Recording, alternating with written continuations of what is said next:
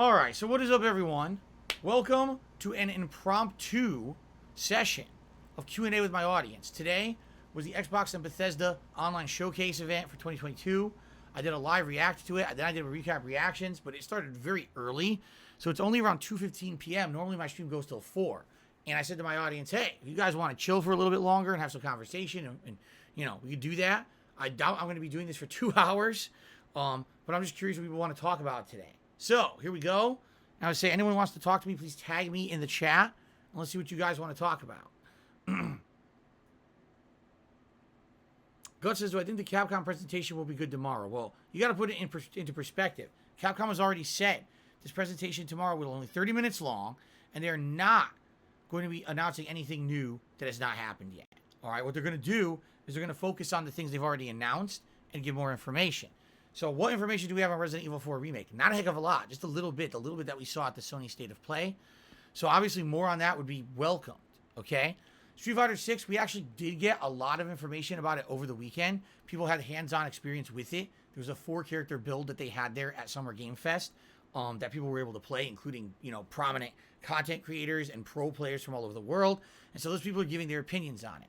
Would I like to see a better breakdown of the gameplay of Street Fighter 6 by the official source? Yes, I would. I'd like them to show, oh, here's how the gameplay mechanics work. Here's how this drive move works. Here's how drive cancel works. I'd like to see that, a formal breakdown of the game mechanics, the new things they've added to the game this time around, okay?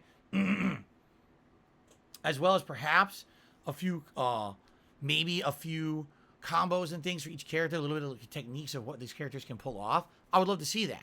Now, do we need that? No, we don't. You could kind of piece that stuff together if you watch the content creators who made content on Street Fighter 6 over the weekend and played it hands-on. You could get a lot of those ideas anyway, but I would like to see it from the horse's mouth, per se, from Capcom with a full explanation and everything. So, if they have Street Fighter 6 stuff tomorrow, great. If not, I'm not going to be disappointed. I guess the question would be, what else are they going to show then? And I honestly don't have the answer to that. So, I'm intrigued and I'm interested, even though there may not be anything new announced tomorrow. I would obviously be interested in seeing more information on the things they already did announce. So, there you go. Okay, email. Thank you so much. Email just did a $25 tip, which now is tied for the biggest tip of the day. That's going to jump us all the way up to $74 in tips. Thank you, email, for the support, man. I appreciate it. That gets us to the Gunner Glasses level of rewards on the stream. Thank you. Also, Wings Fan tipped me $1.50 and says, would you like to make a Painkiller Already like podcast show with LTG and Wings? We discuss video games and current events. Would I like to? There's a difference between, do you think that if you did a show with certain individuals on the internet that maybe it would be interesting and people would like it? There's a difference between that or would you like to do this? I mean, I personally has not had many or much interaction with Wings of Redemption. You know, the most that I've had recently is through a few, you know, direct messages with the guy regarding reacting to his Down the Rabbit Hole video. And then later on, if I did a follow-up, I actually asked him, would he mind if I reacted to any other documentaries about him? For example, June the King did a follow-up documentary on Wings. And I said, would you find that documentary harmful for me to react to? And in a nutshell, what he basically said was, there's so much misinformation about him on the internet that basically there's nothing he can really do to stop it. And in particular, he's not saying that there's anything in particular that in that documentary is fake. But at the same time, he's basically like, you could go ahead and do it. You might as well. Everyone already saw it. So, you know, even if you react and there's something wrong in there, it doesn't matter. The misinformation's already out there. So he's kind of giving me his blessing, but not necessarily fully giving me the blessing, because he's kind of like, you can do it, but, you know, the damage was already done by you reacting to that documentary. It's not going to do any more extra damage, is essentially what he's saying. So he said I could do it. Like, he said, yeah, you could do it. Outside of those interactions, I have not really had much other conversation with him. Maybe just a little bit of chatter extra. Not much else. So it's not like I know the guy, or I think that, oh, that sounds like a guy. If I had a podcast and I had him on, it would be a great segment or show. I don't know. Has the guy ever even done anything like that? I don't know. I keep telling you guys, I don't follow Wings of Redemption outside of the documentary we watched, that's the most I know about the guy. I don't know what else he does, or, you know what I mean? So, that being said, I don't know. It could be just a one-off deal, and it's not very entertaining, and no one cares, right?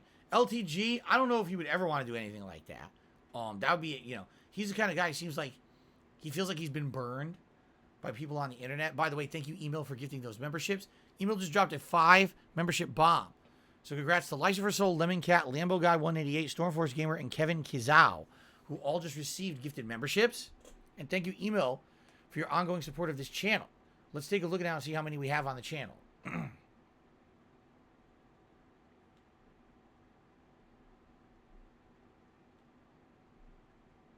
628. So we'd actually dipped a bit, but now 628 is our new record for DSPGaming. This is the most members we have ever had on the channel. So thank you so much, Email, for the gifted memberships, and I hope that those of you who got one will thank him. Okay? Now, LTG, all right? To me, from the little bit of conversation I've had with him, he basically seems like he's a guy who's been attacked from all directions, and the few times that he kind of has opened himself up to doing stuff, it's always kind of backfired and hurt him. For example, remember years ago, I challenged LTG to doing just like a casual set of matches in the Street Fighter 30th Anniversary Collection when it first came out in 2018. So this is 4 years ago, okay? At that point, a lot of people had expressed interest in seeing me do something with him, okay? And I was like, what could we do? Well, there's a new collection out. I know he plays a lot of Third Strike. Obviously, I play a lot of Super Turbo. I don't think either of us play much Alpha 3 at all. So maybe it's interesting to do a situation where if we did all 3 games in that collection online, and, he would likely take the Third Strikes session. I would likely take the Super Turbo. And then there'd be kind of like a tiebreaker with Alpha 3. All right? So when I asked him about this years ago, he never publicly responded to me, but he made a video about it. In his video, he basically said, the way I see this is that sadly, I have nothing to gain from it. Even if he wins, he doesn't really win anything or get anything positive out of it. It's not like he's going to make money. It's not like it's in his favor to do that, okay? If he loses, now all he gets is an endless torrent of shit talking. For example, what happened when he lost to Visant years ago in the challenge match that they had, the big hyped match. It just became a nightmare of online ridicule and harassment after he lost to him. So he declines. I just don't want to play him. There's no point, okay? So, there you go. Now, if we were to do a podcast together, again, I'll be honest with you, we're not going to make a lot of money on it. Videos on YouTube make almost nothing. So any kind of ad revenue or whatever we would bring in, even if the podcast got 50,000 views, divided 3 ways, we'd make like $5 to $10 each on the show, right? Less than, likely what any of us make in the time frame that if we just streamed games, right? If we just did a game stream, we'd probably be making more than that than the time it took to make the podcast, okay? Now, of course, there's potential if you do a co-op podcast that you could monetize it via the stream, meaning pop up messages for thank yous and the like. If we were to do that, it would have to be in a controlled environment, because if we were to do it in an open environment, it's the Wild West, all you're going to get is people constantly harassing and being fucking morons, okay?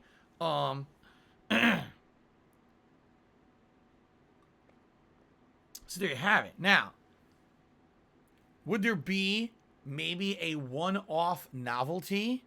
A one-off novelty of us doing a podcast together? Probably yes. I think that if the 3 of us put our heads together and just did a podcast, maybe what I would do, I would host it. It seems like I have the means to do it because I have a more controlled environment. Here on YouTube, what I would do is I would make sure my mods are going to be there that day. Under this more controlled environment where you don't have assholes trolling with fucking messages that are uncontrollable, we could try to keep it under, protection here.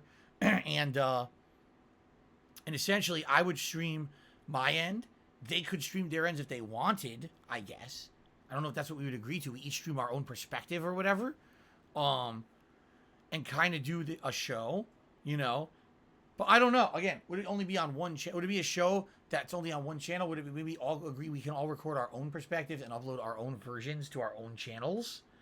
I don't know. In particular, I don't know what, for me, I would feel like if we were to do that, I would like to have something to talk about. Like maybe we have a particular topic that all three of us feel we can have a unique perspective on and add something to in a discussion, rather than it just be, oh, it's just the three of us here with nothing to talk about, shooting the shit about nothing. That is boring because there's no direction, you see? So, I mean, would I be against it? No. Do I feel like it would be a big benefit to any of us? No, I don't think it would.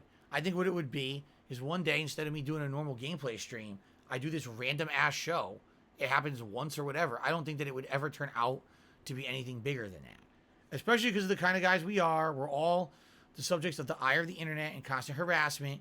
And chances are, if the show took off and did well, they would try to ruin it somehow. You know what I'm saying? Like, they would definitely try to do something to ruin this show. So, I don't know. And again, I have absolutely no idea if those guys would be interested in anything like that. It's not my idea. It was yours. You were the one who asked, Wings fan, not me. So, so an anonymous tipper. To be $2.52, that is a weird amount. They say Sonic Frontiers demo was available at the Summer Game Fest and reviews are positive. I'm glad to hear that, although it's funny, I know for a fact there's no footage of this on the internet because apparently everyone who played it was instructed that they couldn't record it at all. They were actually told you are not allowed to record Sonic Frontiers. You could play it and you could give your opinions on it on the internet, but you can't actually show footage. That baffles me that in 2022, there's a game developer out there that still thinks this way. Seriously. I don't know. Carlton Jr. to me, $4.20. Says, I almost feel Starfield didn't get the fiction in sci-fi. It doesn't go far enough into the future. It's too realistic. I don't want to wear an astronaut suit like Lance Armstrong or have clunky ships. I'd like space armor and Star Wars level fleets. That's my take. You know, yeah, when you're dabbling in the realm of fantasy, right? When you're dabbling in the realm of fantasy, which is what it's supposed to be, you want to have something that feels fantastic, something that can't be emulated right now. And if anything, right now you could play No Man's Sky and have the exact same experience or similar experience, which begs the question, why do I need this game, right? But I hear you. Like, it seems like they really tried to maybe keep it, what is it, like 50 years in the future? Something like that? Wonder how long it is, and then they're doing the space exploration 100 years in the future. It certainly doesn't seem like it's dabbling into the realm of the fantastic. You know? I hear you there. Look how outlandish Fallout is, right? You got freaking ghouls, mutants, super mutants. Look at Skyrim with its various different races. You got dragons fucking landing and burning shit. You know? Where is that factor in Starfield? I don't know if it's there. Maybe I'm wrong, but I don't see it yet. From what they showed today, I didn't see it. Thank you for the tip, Carlton Jr. Appreciate that. Okay. What's next, guys? Again, if you have something to ask me or a discussion, a topic of discussion, please tag me in the chat. Right now, there's nothing. Excuse me. Dab Hands said, if all the games presented today weren't on Game Pass, do you think people would still think they're good enough to buy? It's a good question. All right. So, some of the games that I saw and I'm interested in because they're on Game Pass. Okay. The Rick and Morty game. It's not a Rick and Morty game. It's a first-person shooter. Would I buy that outright if it weren't on Game Pass? Honestly, probably not. But because it's on Game Pass, I'm interested in it. I want to give it a shot. Redfall. It kind of looks like Left 4 Dead to me. So why do I want it? You know, I probably Game Pass I'll play. But if it weren't, I don't know if I would buy that. Let's see here.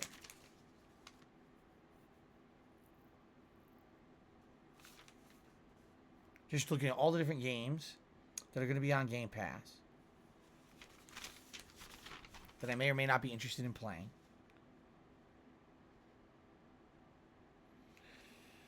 What I could say is some games that I probably would play, even if they weren't on Game Pass. Probably As Dusk Falls, the narrative-based game, because it looks similar to, like I said, Heavy Rain. It actually has one of the actors from Heavy Rain in it. The guy who played Scott Shelby's in it. And I like that style of game, the Choose Your Own Adventure style game. That one I might play on my own. And definitely Plague Tale Requiem. I loved the original Plague Tale, and I would buy Plague Tale Requiem for sure if it wasn't on Game Pass, but it is. So what I would say is it's a combination. In some cases, there's definitely games that I'm going to check out because they're on Game Pass solely. I don't have to pay for them. There's no risk, all reward, right? There's other games on there that I would have paid for regardless because I probably know that I'm going to like them because of my level of interest. So there you go. Am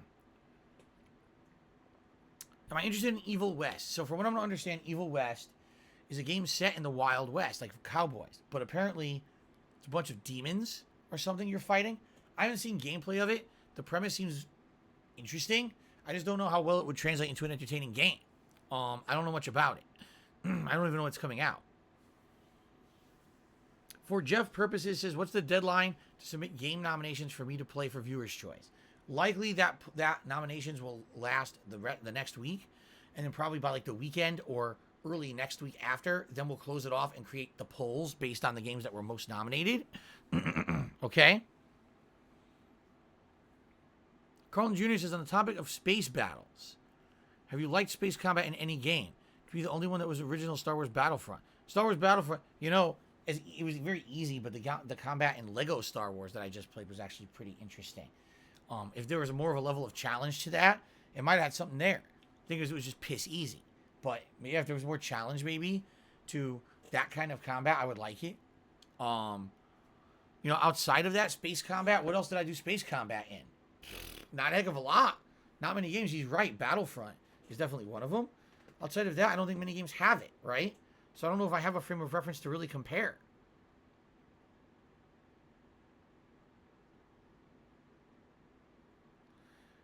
Jade, yeah, I think they will talk about Street Fighter 6 tomorrow on the Capcom event. I'm not sure, but I think they will. I hope they do. What did I like most about the conference today? That a lot of these games that I was already interested in are going to be on Game Pass, like Plague Tale Requiem. That again, this As Dusk Falls Choose Your Own Adventure style game. Oh, definitely the Persona trilogy. I'm likely going to eventually play those again, and those are on Game Pass. They're coming to Xbox. That's neat. I also really liked Kojima-san's announcement that he's making a unique game. I think he's at his best when he does something unique, and I want to see what he comes up with. That's right, Carlton Jr. Capcom has outright said no surprises tomorrow in their 30-minute presentation. The purpose of the presentation is only to extrapolate upon games they've already announced. There will be no new game announcements, no shocks, just more information on stuff you already are interested in. You see?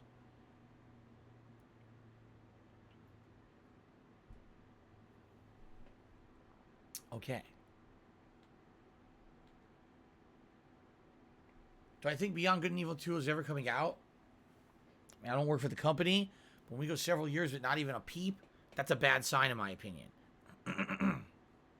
Evil West releases September 20th. The director said he took inspiration from God of War and Devil May Cry.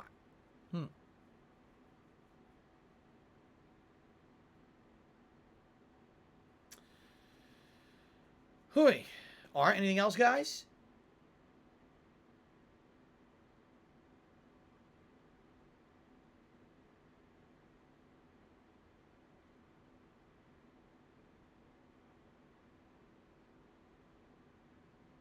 Do I think Street Fighter 6 will fall flat on its face? I think the mechanics look promising, says Carlton Jr. No, from everything I've seen, all right, up to now, what I can tell is that they're making an effort to make the game a more variety-style game when it comes to the gameplay. Just the drive meter itself has the ability to do like a parry move, a cancel move.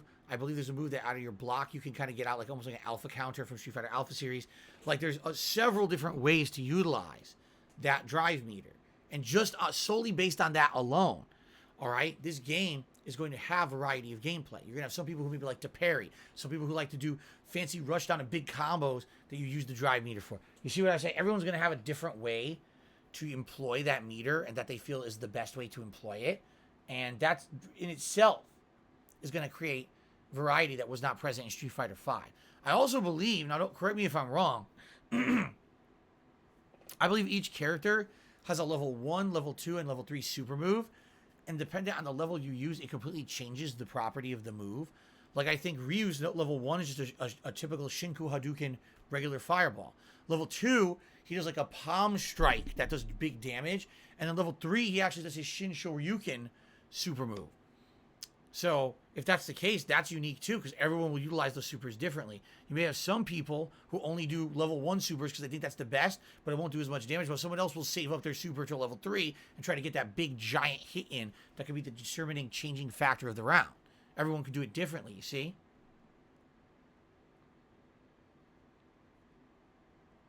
And I think that's good. That football chatter says, is Sony not doing a conference? No. Sony did a 30-minute state of play last week. They also stated that they may do more state of plays coming up. For example, we all believe at this point, since God of War Ragnarok didn't show up anywhere this weekend, it's got to be in its own state of play coming up. So it'll probably have its own unique event where it'll come up and be discussed. That's what I think. Expandong feels that these events have been giant poopy duds, and he wants Nintendo to save us with a direct announcement. Swaggin says, Hollow Knight Silk Song was originally supposed to be an expansion. The game got too big, they made it its own full title. Team Cherry is a very small studio, and it's been a rough release. Because that explains why we didn't get a date today. Dabhand says, quite a lot of what we saw today seems par for the course, maybe even generic. What genre or style of game would you like to be next worked on? You know, it's funny you said that. So after I did my live react, I went on break, and I went downstairs and spent some time with Kat. And I was curious, you know, what she thought about the event. And she said, was there even an original game? And I started thinking about it. And I'm like, Redfall's not original. Hollow Knight's not original. The Rick and Morty game is a spin on a first-person shooter, but it's still a first-person shooter, right?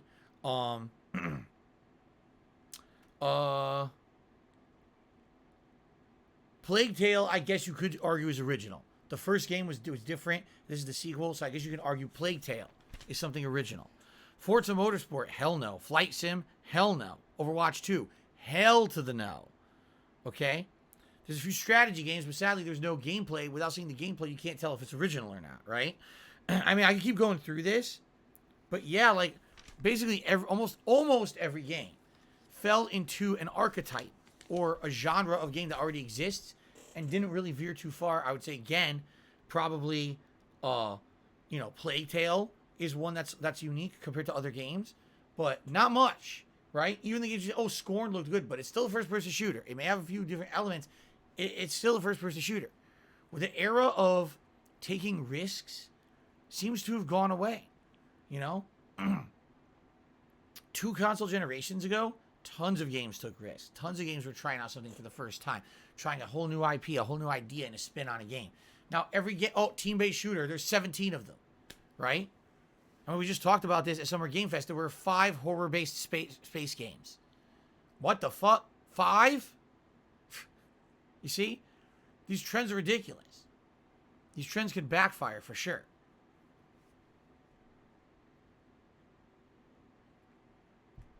So someone took me $1.50 and recommended a Twitter account saying that they have footage of Sonic Frontiers that they've leaked.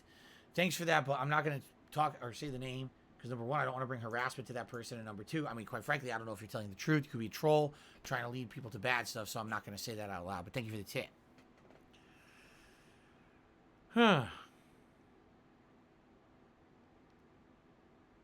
No, that's untrue. Slippery Calamari says, you've been telling us E3's dead. These events show us in multiple years in a row now. Publishers are not pressured anymore to get a good presentation, and they all suck. Or they all slack. I hate to tell you this, but the presentations were exactly the same when there was E3. Every year we'd rate them and be like, oh my God, C, D, D minus, right? Who got the D minus this year? We'd slam all the time. It's actually a rare occurrence if you get one that's like a giant, great event. I actually say it's more often than not, it was more boring than anything else, these events. They didn't really get it. They didn't understand their customer base. They just did whatever was stupid and, pay for promotion and pay for all this so that people will say positive things about their games, but they didn't do a good job actually at E3, right?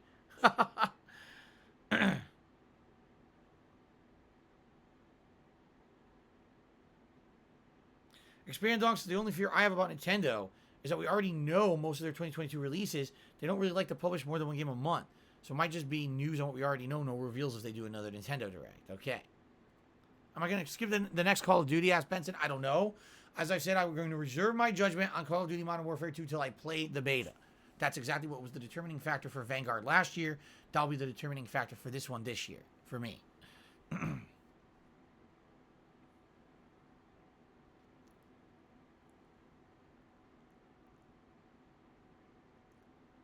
Do I think that not E3 has been better than E3?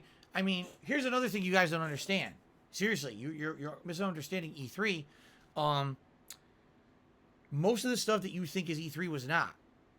The Sony event, the Microsoft event, the Bethesda event, the Ubisoft event, and the EA event did not take place at E3. You guys know that, right? Those are all separate events that they do in the area. And then what would happen is at E3, they would show in person those games that they presented at their own showcases separately from E3. Those events did not take place at E3.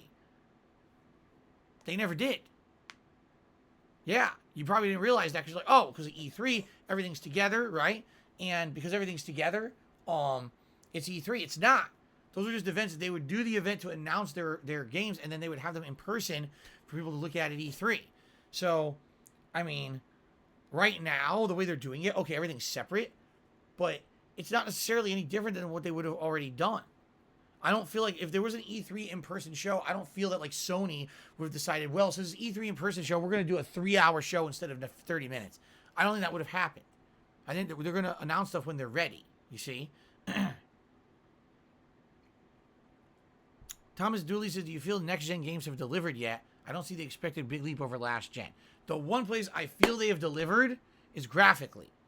Most of these games are running now at a smooth 60 frames, which was never obtained last console gen. Last console gen, they promised us that, oh, these new consoles will be 1080p and higher frame rate, 60 frames, and they never were.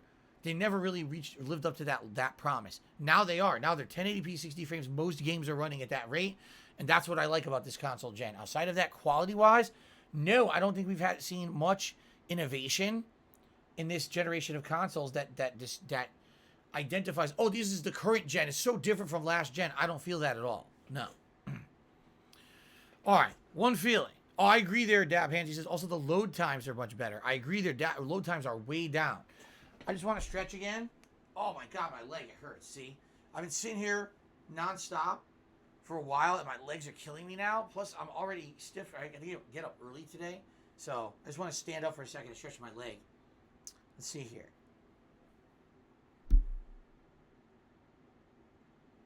Volk V2 says, on PC, we already moved to 2K.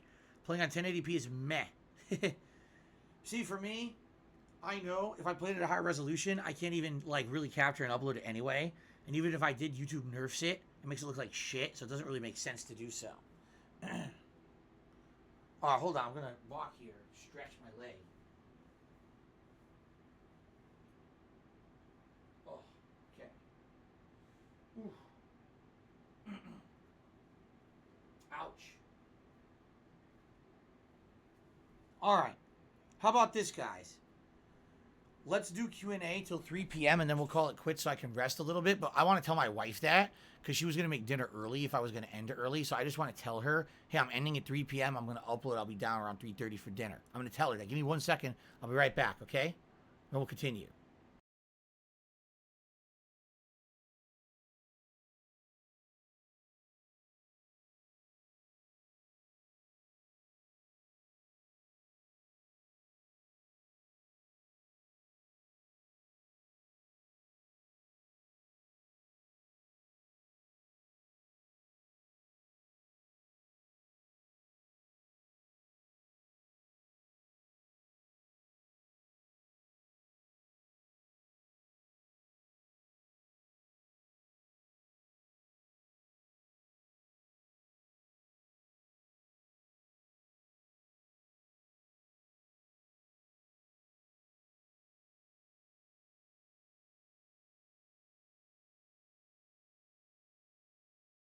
I've gone invisible. All right, I'm back. So, guys, I'll be here for another 15 minutes. So, whatever you guys want to talk about for 15 more minutes.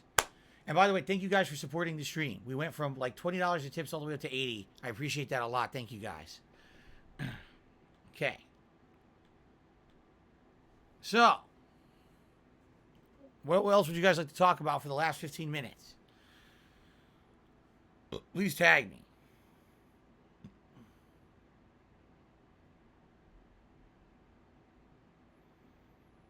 Why is the stream ending so soon? Because the stream started at 9 a.m. I'm tired of shit and I'm hungry.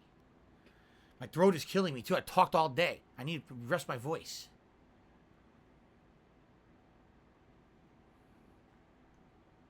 No one is tagging me in the chat. Swaggin says, did I look at viewer's choice recommendations yet? I see them as they come in because I have to approve all those comments. So I've seen quite a few. And it seems like there's an insane amount of variety being, suggested. I don't think there's been many common themes. A lot of people want a lot of different stuff. So it might actually be quite a daunting task to narrow those down to like a poll in about a week or two. So I'll have to see what happens. How many games with not E3 have I added to my calendar this year? Let's find out. Well, TMNT Shredder's Revenge, which is coming this week. As Dusk Falls, which is now in July. Midnight Fight Express coming in August. That's the indie game made by one dude. And it's on Game Pass. Midnight Suns, October 7th. Scorn, October 21st. Callisto Protocol, December 2nd. And Resident Evil Remake, March 24th. There you go. Those are the ones that I've added to the schedule so far. Could be more added. We'll find out. How much do I weigh? Do you really want to know? Do you guys think that would be too intrusive to my life to tell you how much I weigh? Because I actually just weighed myself. Do you guys really want to know? All right, how about this? We'll do it this way. Hold on, I'm going to stand up for you guys. All right? Here I am. Okay? I promise you I'm not sucking in my stomach. I'm not. Okay? This is what I look like, naturally. Okay? How much do you think I weigh?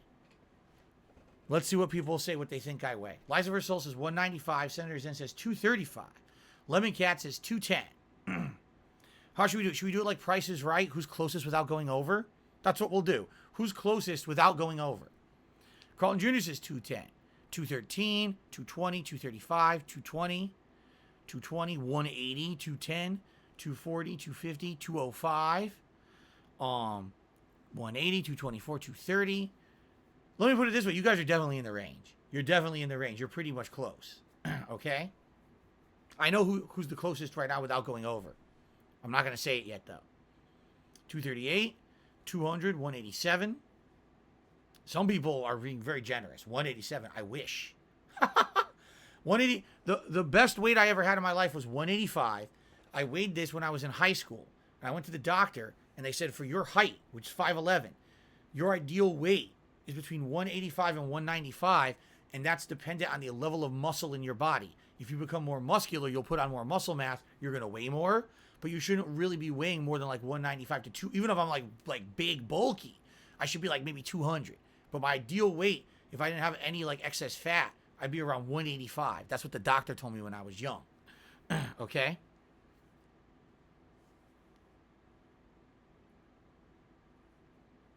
All right. I will reveal now to the stream how much I weigh.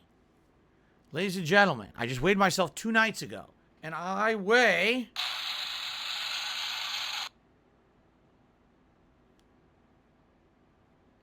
I weigh... Why did... I weigh... Son of a...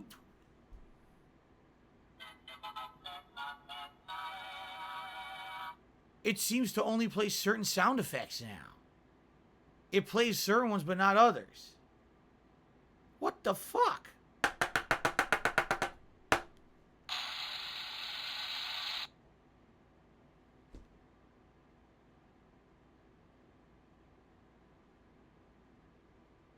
I guess I have to combine the two.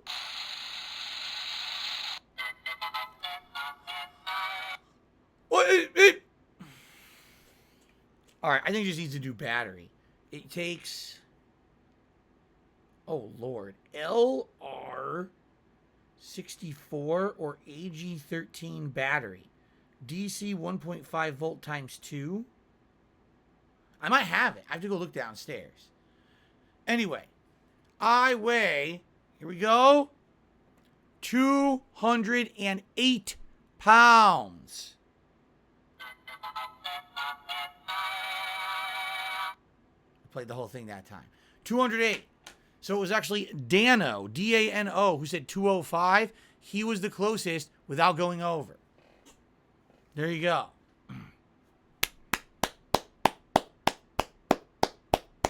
And that's good, because I used to weigh a lot more.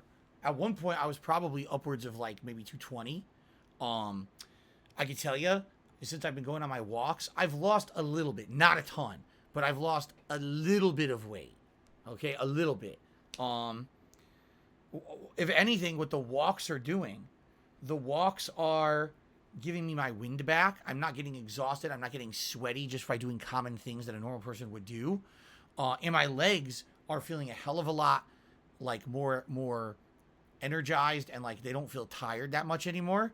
And my blood flow is better. And what I mean by that is, I'm not exaggerating, the last year, I've talked about this sometimes on stream.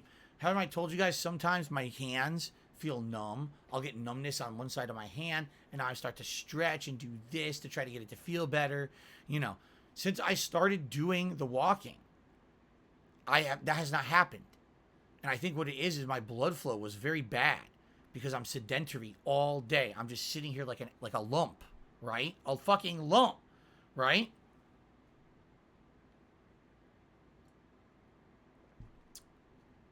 So, yeah, the walks are helping. And like I said, as I increase the frequency of the walks and I start to do them more often, and or the more that I do, because like I said, what I'm trying to do every time is do a little more, do a little more. At this point, in 30 minutes, I'm walking a little over than a mile and a half.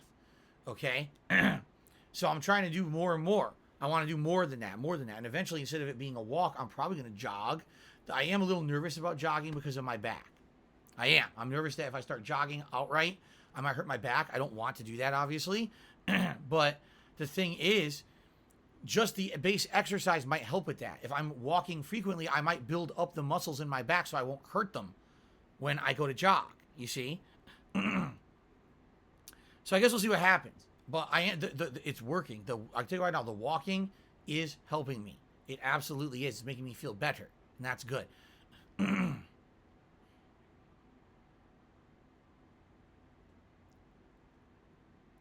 Why didn't 25 push-ups in under a minute hurt my back? Because I'm so strong that when I do the push-ups, I don't actually push my body off the ground. I push the ground down because I'm so strong. So I'm just moving the earth under me when I do push-ups. That's why it didn't hurt my back.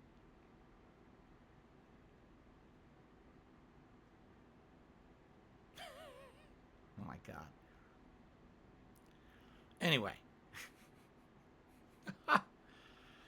All right, guys. Last 10 minutes or so.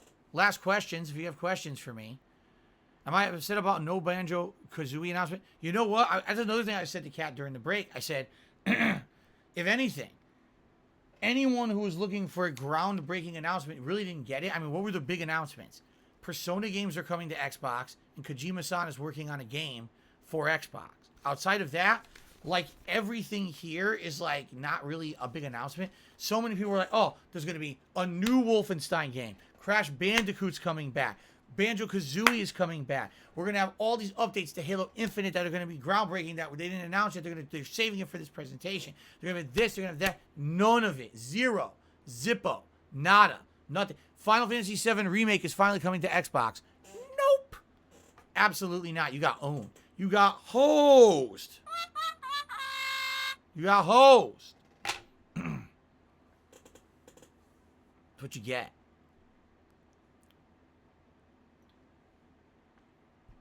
Look into Hoka One, Hoka 1 or Brooks shoe brands if you're looking to walk or jog. Right now I have New Balance and Adidas. I'd probably jog in the New Balance shoes if I'm going to jog fully, because those have the best support, I feel. And they're light, too. If I were to go on a game show, what would I expect to do really well on? So Stu the Guitarist. Current game shows that really exist now, probably The Price is Right. Because when I was a kid, I used to watch it all the time. So I would understand all the rules of the games. The only thing is the pricing I may be off, but if I can get into the actual games, I actually know how to play them all. I even know a little bit of tricks on how to spin the wheel and try to get it to land where you want. Am I worried about Callisto Protocol being less memorable than I almost said Dark Souls, than Dead Space? I think mutants are less fun than aliens, says Carlton Jr. But the aliens are mutants. You didn't know that they were aliens until Dead Space 2 and the end of the game at that. So I think I'm fine with that. Let them be whatever. It should be cool, man. No, I've never owned a pair of Yeezys or Ultra Boosts. Kivo says the Hoka and Brooks have models with crazy support, and it may be worth it because it made a difference for him. Tom Dooley says, any interesting upcoming Nintendo games? I don't think so. I guess Fire Emblem Three Houses, Three Hopes is a Nintendo game, but that's on the fence for me. I don't know if I'm playing it. I guess Splatoon 3 in September would be the first one, actually. So, yeah, really nothing in the near future. September would be the next big one I'm interested in.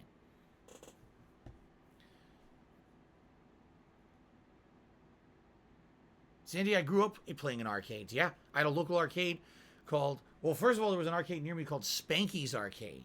Then they closed, and literally a block away, a new arcade opened called What's Your Game? And that's the arcade in Bridgeport, Connecticut that I went to for the most of my life when I was young, growing up.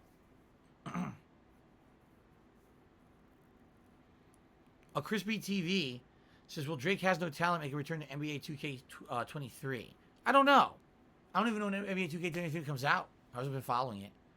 Maybe. If people want it, it's on Game Pass. Yes, but only if it's on Game Pass. I'm not buying that game. Hell no. I was talking about getting an Aeron ergonomic chair. I don't know what that is.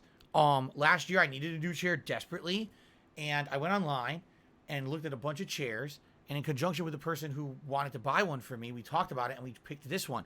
Because this one has really good lumbar support. It's incredibly comfortable.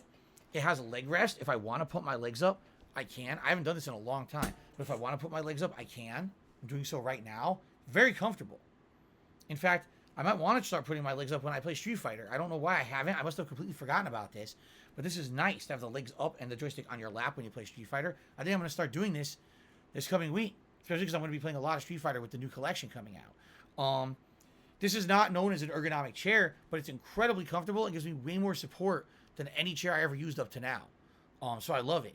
The thing is with the ergonomic chairs, now you're getting into really expensive shit. I know, because I used to work for an office company, and they ordered some ergonomic chairs for people there, and they could cost $1,000 or more.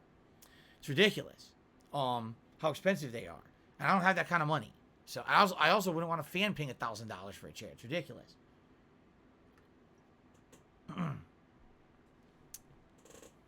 Carlton Jr. says, would I like any home arcade cabinets like Arcade 1-Up, which are smaller than traditionals? They fit well in a home? No. At one point, yes, I wanted that. At one point, I wanted to have a Super Turbo cabinet or a Marvel vs. Capcom cabinet or a cabinet that maybe could switch between them. It was kind of a thing that I always wanted because as I've told, as you guys have heard recently, especially if you just watched my reaction to the John and Howard video last week, my friend Scott had a arcade cabinet in his home back in the day, and we used to go over there and play all kinds of games with him that he had the boards for, and that was really neat. And I always said I wanted to do that, and then what ended up happening was, I got my own place in Connecticut, that condo, and actually that was something that I wanted to do, all right? But then what happened? I started realizing that place was so small. If I got a cabinet, I don't even know where I would put it. And then the place started filling up with shit and boxes and shit. I didn't have room for anything. And then when I moved out here, that whole desire went away. Seriously, like basically what happened was I like fighting games. I love playing them. I don't want to have my house full of it. You know, I just don't. Just like I like video games. Do I want my whole house full of different kinds of video games? No. If I want to play a video game, I come in here, I sit down, I play it, we're done.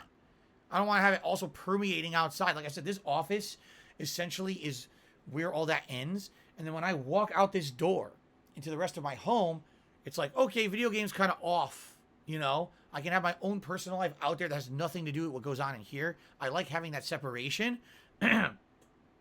Here's the thing. If I wasn't a gamer for a living, then maybe I would. Maybe if I wasn't doing this for a living, I would want to have some arcade cabinets out there, okay? But since I'm doing this for a living, No, I have no desire to have arcade cabinets in my house. However, I have basically criticized Arcade 1-Up. I feel they are incredibly overpriced for what they are. Because when you look at that arcade cabinet, it's like $500. You get the impression that's a big arcade cabinet. They're not. They're very small. They're probably like, in scale to what the arcade cabinets used to be in the arcades, they're probably, I'm not kidding, probably like half scale. You got to remember, for example, back in the day, when you would go to play arcades, it would be 2-player Street Fighter. So you would have the screen in front of you, and you'd have to have the 2 joystick layouts here kind of spread out so there's room for the 2 people to stand next to each other. But there was the assumption that there were other people standing around the cabinet watching you play. So you needed to have it spread out to the point where everyone had a good viewing angle, because that was part of the hype of arcades. As you wait to play, you watch others play. Oh, I want to play. And then you put your quarter up because you want to be next. If no one can see the game when 2 people are playing it, there's no incentive. People don't, oh, that's interesting, right? So because of that, basically it gets to the point where it's like, it's like free advertising to have that space to see the cabinet, right? These cabinets they're selling are tiny, and are not representative of what the original arcade experience was. Here's what I think is going on. The people who are buying these Arcade 1-Up cabinets like video games. And to some extent, they probably like the old school games. They were not in arcades back in the day, right? They didn't go to arcades back in the day and play games in arcades, right? They were home gamers, and they think it's cool to have a collectible. That, oh, here's a cool retro throwback thing to show that I'm a fan of games. And even if you like that game, the cabinet is so misrepresenting of what the cabinets actually were in arcades. And by the way, I should say this too, because I knew people who owned cabinets. I know the cost of one, all right? So back in the day, now we're talking tube TV technology, all right? We're not talking flat screen technology you can get today that's cheap. Back in the day, the cost to buy an arcade cabinet, including the screen, the controllers, and the buttons, everything that were in them, and usually the JAMA board, all right, which is basically the harness that you would plug the cartridge into to play the game. You could get all of that together as a package deal for between $750 to $1,000, dependent on the cabinet, because some of the cabinets were more complex. If you're doing a 4-player co-op game like Ninja Turtles, that's a much larger cabinet. That would be $1,000. Well, if you wanted just a 2-player Street Fighter cabinet, sometimes you could get them for around $500. Sometimes you could get them for up to $750 if it's a bigger screen. Now, this is older technology, not as cheap as what we're doing today. Today, there are people out there spending $500 to $1,000 for the tiny version with an LED screen. That's cheap. Those screens are like not even $100. So you're spending $500 to $1,000. That company essentially give you an emulator, right? A low-end PC emulator and a flat screen, a bunch of tiny controls, a tiny cabinet. That probably, I'm not kidding, I know, because I used to be there back in the day, those cabinets they're selling Arcade 1-Up probably cost them $100 to make. 100. And you're paying minimum $500 to $1,000 to them. They are ripping you off so badly. All right? Now, obviously, a lot of people wouldn't have the means or the space to have a ginormous cabinet in their homes. So maybe that's really the appeal. You can have kind of the semblance of what it was like to be in an arcade, but not really the true experience. Those arcade cabinets were fucking heavy. I was moving them around on, what do you call it, hand carts? I was moving them around arcades and shit when I ran tournaments. Those arcade machines are fucking heavy as shit because they were real ass thick fiberboard or plywood. They weighed a ton, okay? Ton.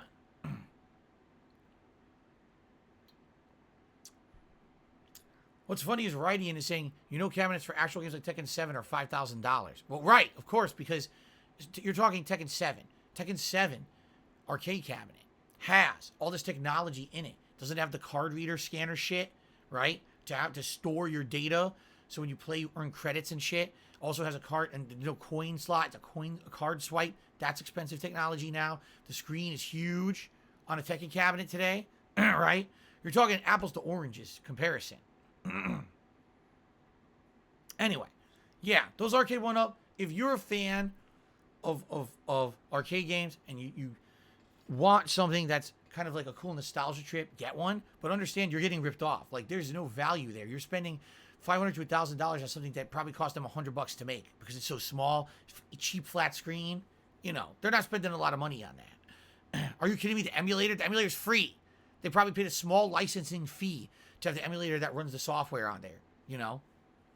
Alice Telemon, this will be our last thing of the night. Alice Telemon did a $1.50 tip. So I just tuned in, curious to watch Street Fighter 6 gameplay, your thoughts. We already talked a little bit about it. Excuse me. What I would say is, I like the fact that it definitely looks like Street Fighter 6 will have variety to it. Because the drive meter can be used for multiple things. Parries, move cancels. I believe there's alpha counters in there as well. Basically, with that versatility, all right, that allows for the game to be played in a variety of ways that already is better than Street Fighter V, where it was when, I picked a character, on the select screen, I already determined the best way to play them, because that character can only be played one way effectively. Boom, there you go. Boring. In this game, you're going to have big variety with the drive gauge. So, I'm feeling good about so far, about the combat of Street Fighter 6, okay? All right, guys. Thank you. Great Q&A. Great streams today, right? The recap reactions, and now this Q&A. I had a good time. Thank you to everyone who chilled and supported. Awesome.